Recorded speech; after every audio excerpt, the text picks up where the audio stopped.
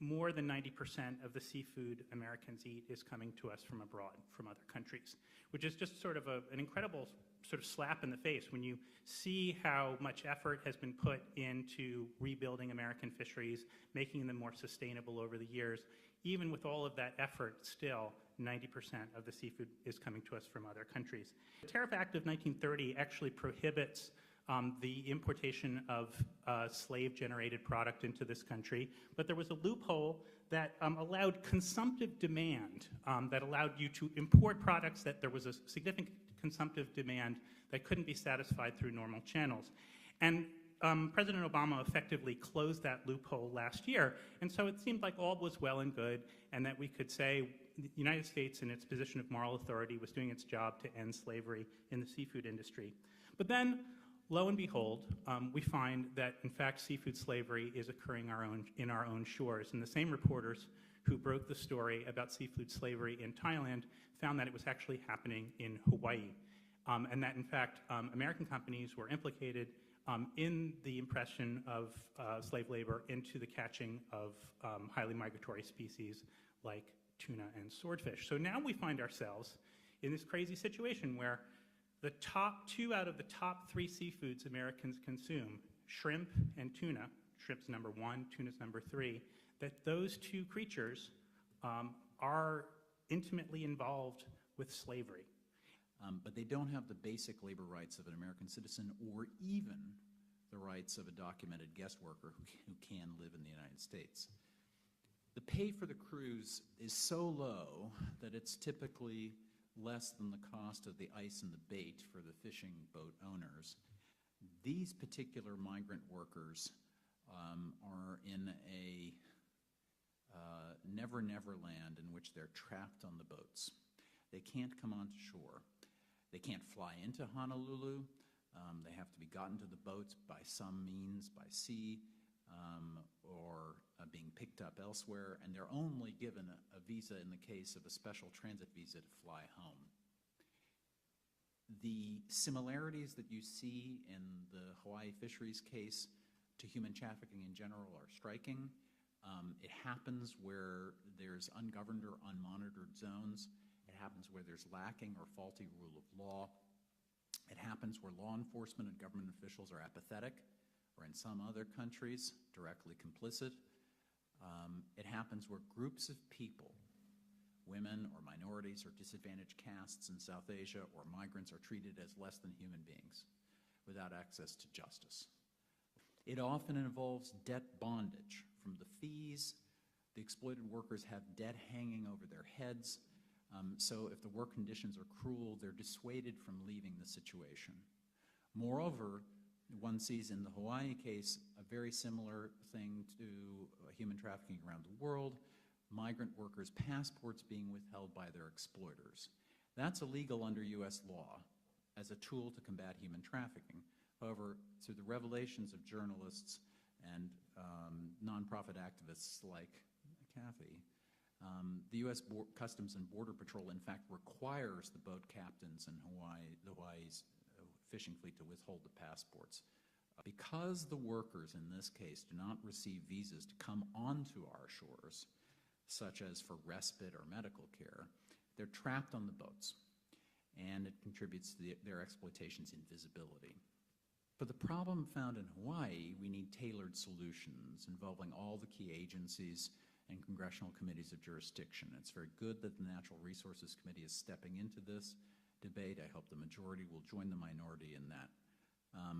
This case reminds us that slavery is not some abstraction, but something that touches our lives, enters our stores, goes in our mouths. The United States goes to great lengths to assess, call to account, advise, and assist other nations to fight human trafficking. I used to be my job for 2 years in heading the State Department's TIP office. But in order to promote global justice, the United States must be a credible exemplar.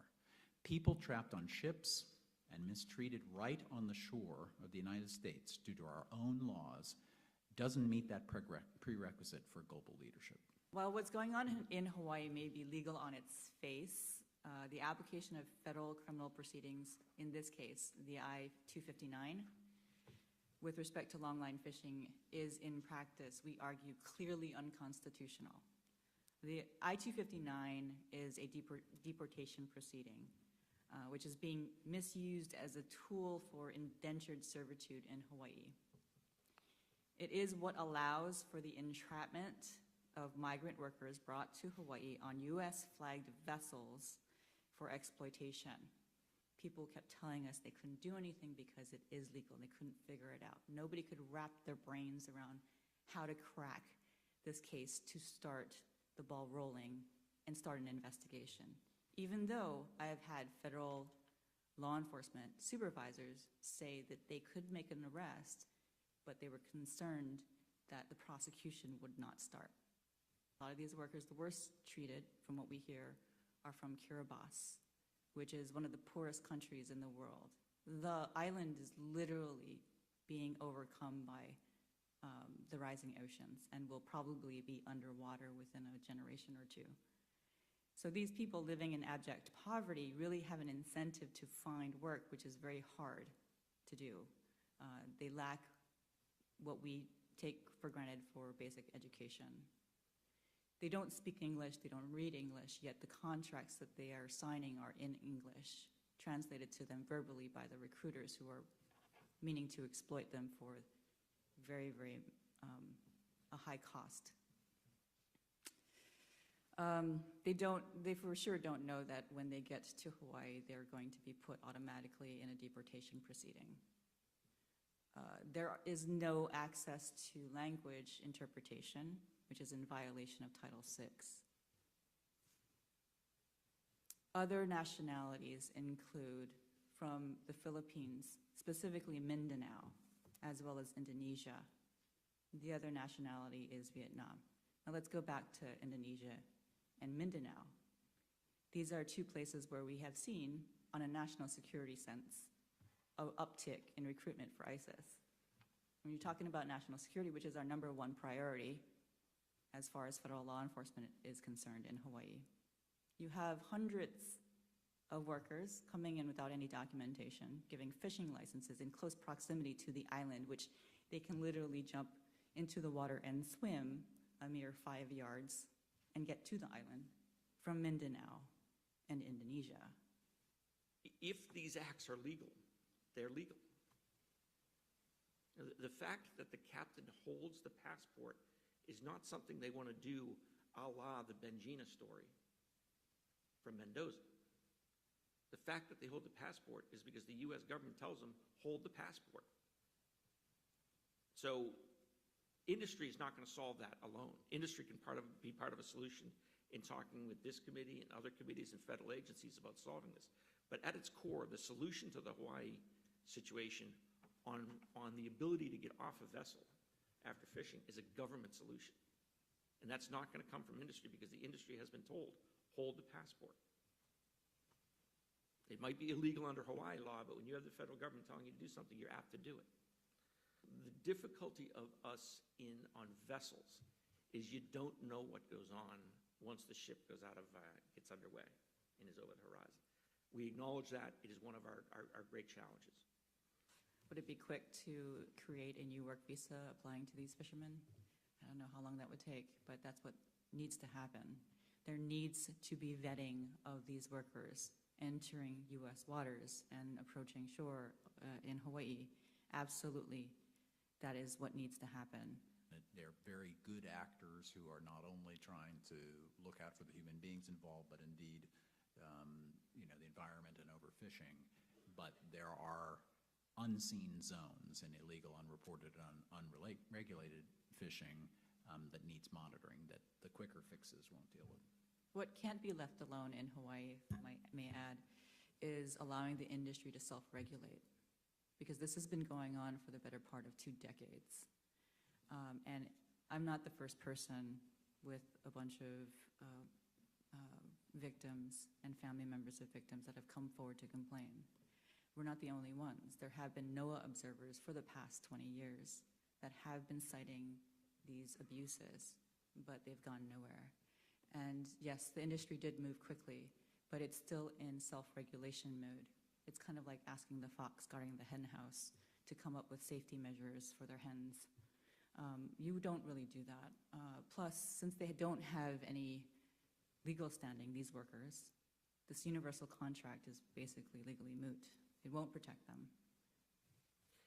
If I could, Paul, when folks say this is, or if someone says this is an unregulated industry, as I read the Mendoza story about Hawaii, there were quotes from the U.S. Attorney, there were quotes from Customs and Border Protection, I believe from Homeland Security, there were quotes from the Coast Guard, and yes, some from NOAA.